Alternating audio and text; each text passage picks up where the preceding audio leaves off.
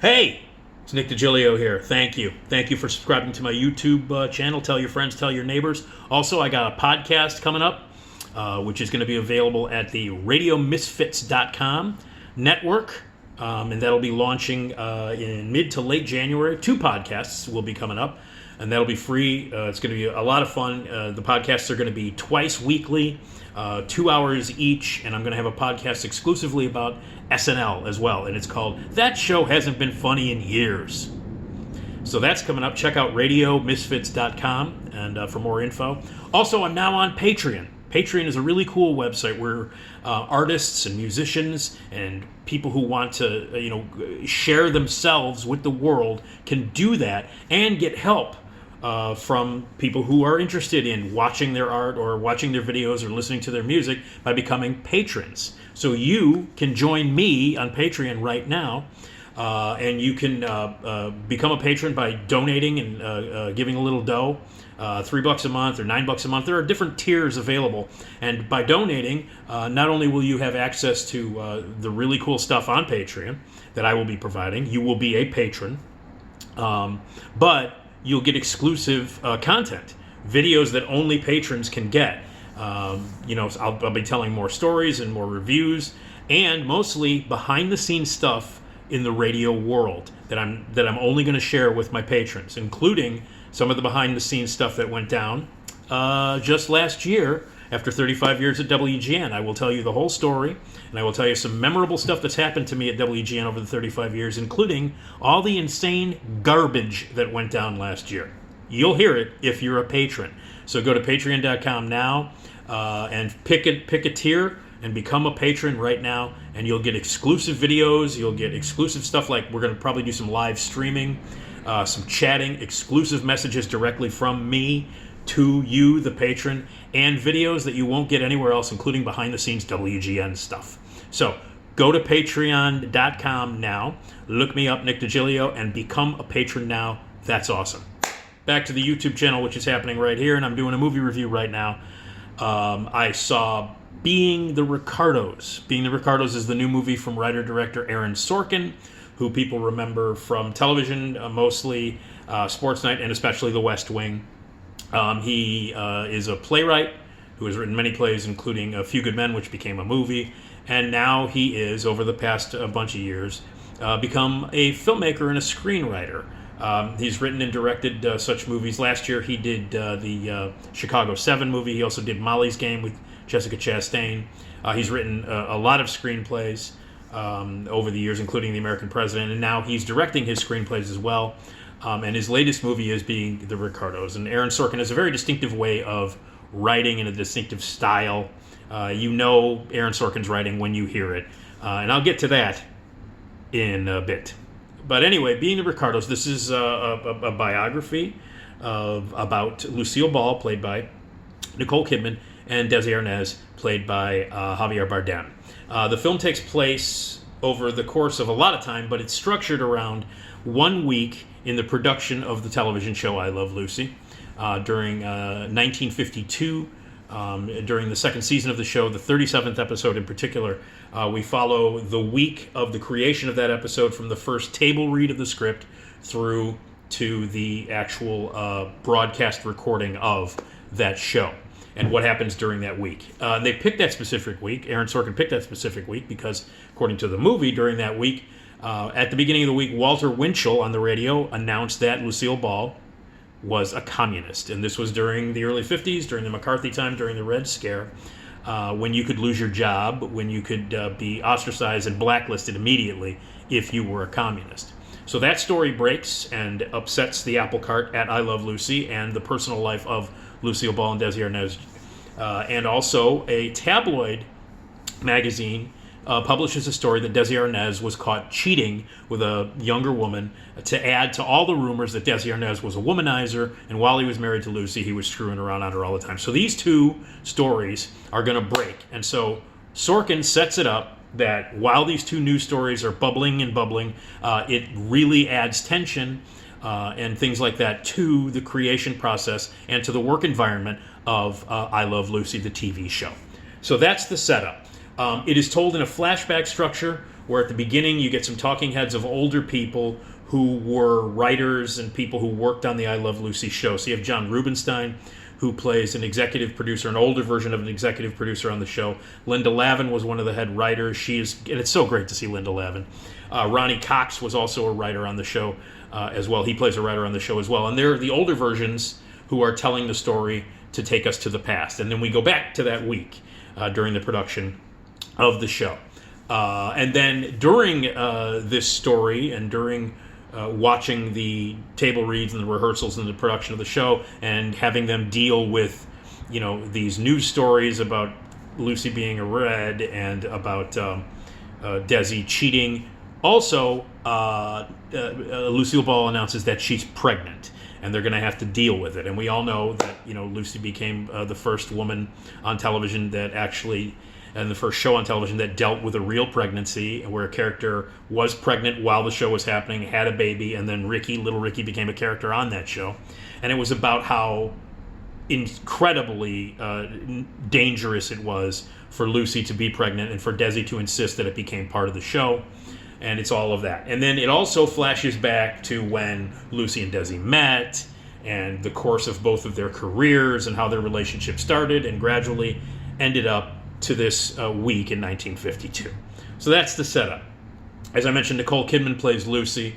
Javier Bardem plays Desi. You got J.K. Simmons, who plays Frawley, William Frawley, who was Fred on the show.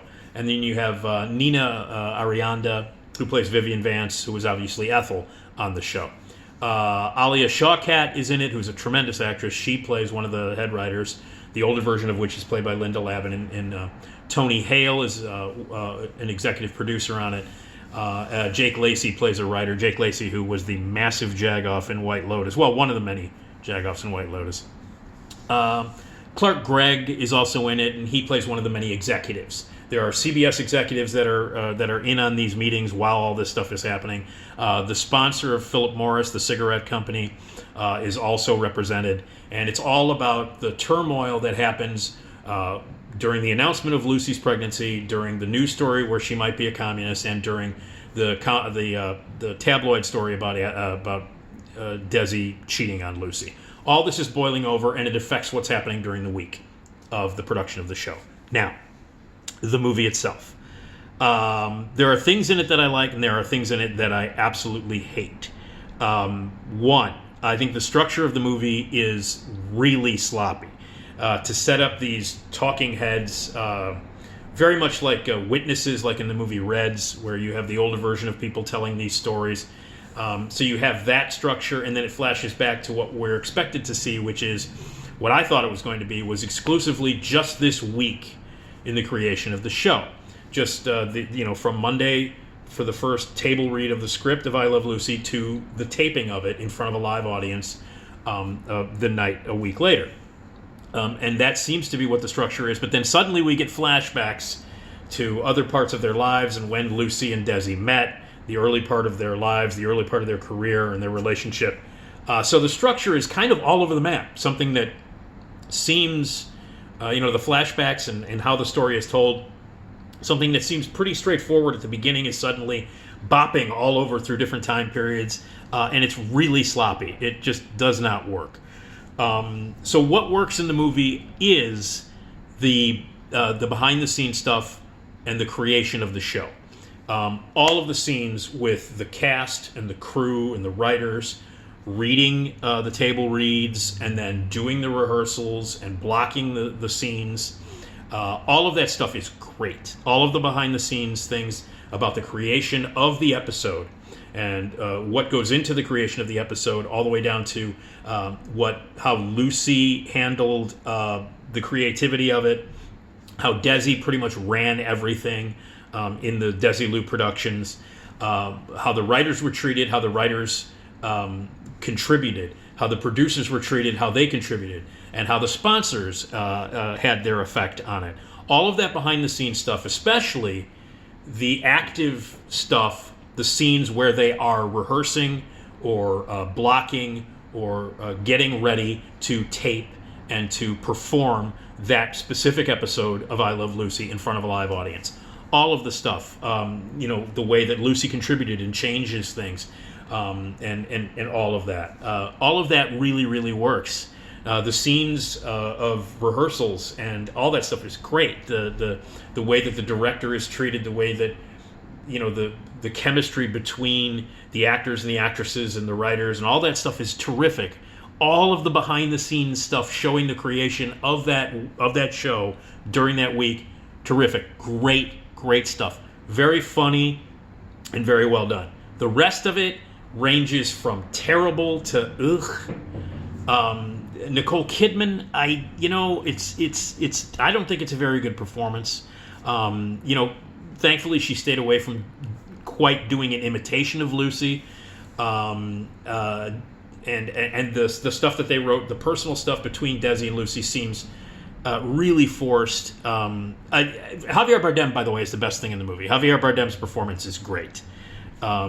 He really brings the essence of Desi Arnaz and who he was, adds his own thing to it, and really takes even the worst stuff in the script, and there's a lot of bad stuff in this script, and makes it work. Javier Bardem is the best thing in the film. There's no question about it. Some nice supporting work. As I mentioned, Alia Shawkat, who I love, she plays the only female writer on staff, and her stuff is really terrific. The stuff between J.K. Simmons and Nina Arianda, which everybody, if you know anything about it, you know that Frawley was a drunk. He hated Vivian Vance. They did not get along together. All of that is thrown into the movie in some way. But the love story between Lucille Ball and Desi Arnaz doesn't work. And especially the stuff that really, that works better than the flashbacks about their careers and what was going on at that time. And the reason it doesn't work is because of Aaron Sorkin's writing. Listen, I've never been on board with Aaron Sorkin as this great, magnificent writer. Yes, he's very distinctive. There's a certain rhythm in the way he writes. Sometimes it works beautifully and sometimes it doesn't. Sometimes I think it's just mannered and forced and not natural and unnatural in every kind of way. So some people have compared him to Mamet, which I think is fucking ridiculous. But the difference is that Mamet writes in a very specific way in which nobody really speaks like David Mamet's dialogue. Nobody really speaks like the characters in David Mamet's plays or movies sound. Nobody sounds like that, but it works. David Mamet is able to create this world in which it works.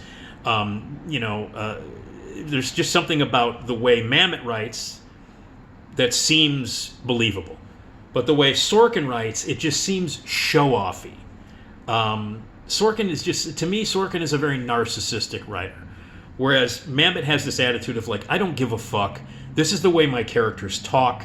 This is the world in which they live. And this is the world that you're going to be a part of. Sorkin writes this is the way my characters talk because it's quirky and I'm smart.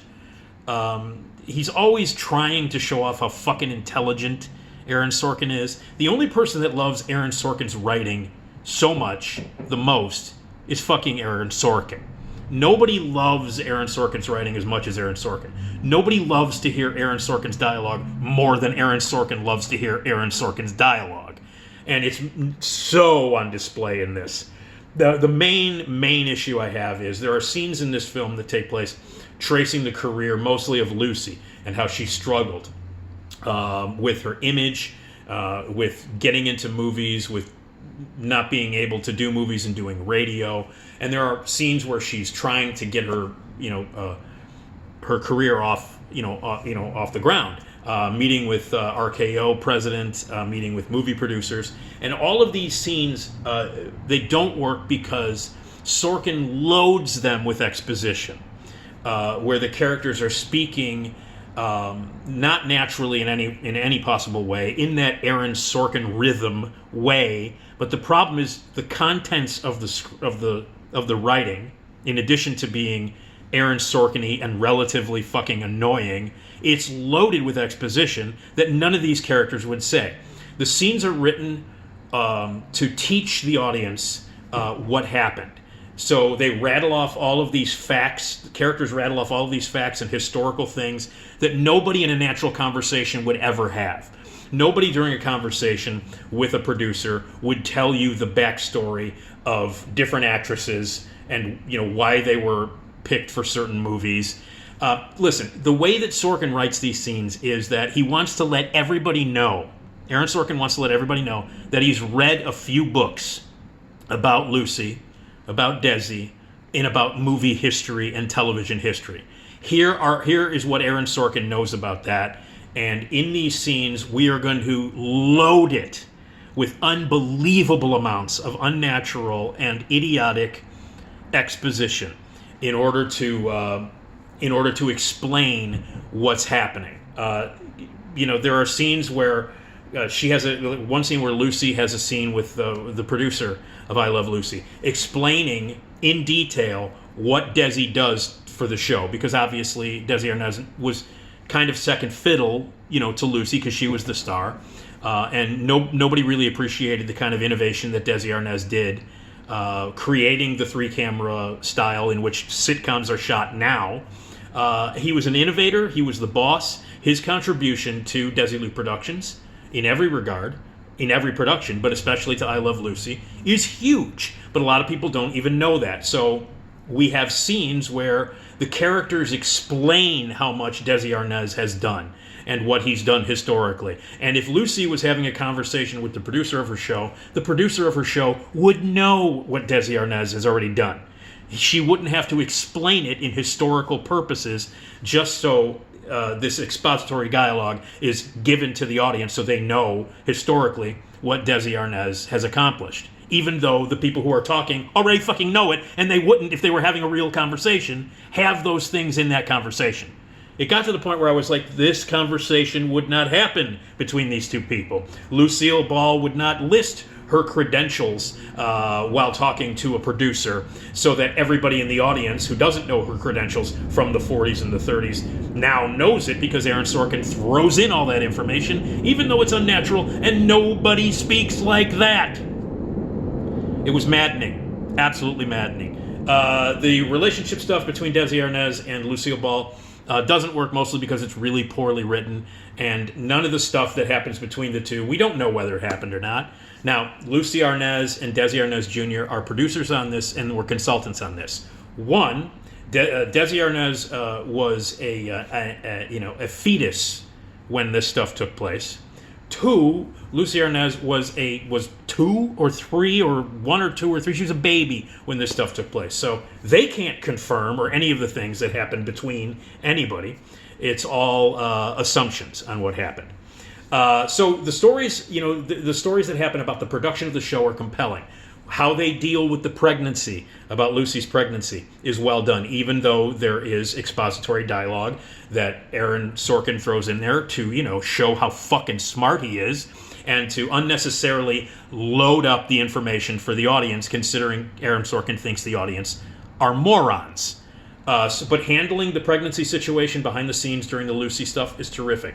How they handle the story that is leaking about Desi Arnaz's affair is really well. The personal stuff, done well. The personal stuff between Desi and Lucy about his affair, not handled so well.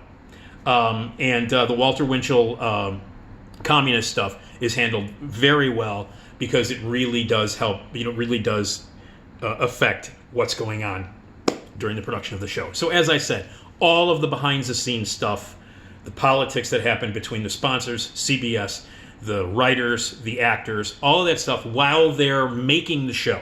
All of the scenes where the show is being rehearsed, where the show is being written, where the show is being blocked, all of that stuff is great. Top-notch stuff. There's also a few scenes where they talk about episodes. A really good scene in the writer's room where they talk about some of the episodes that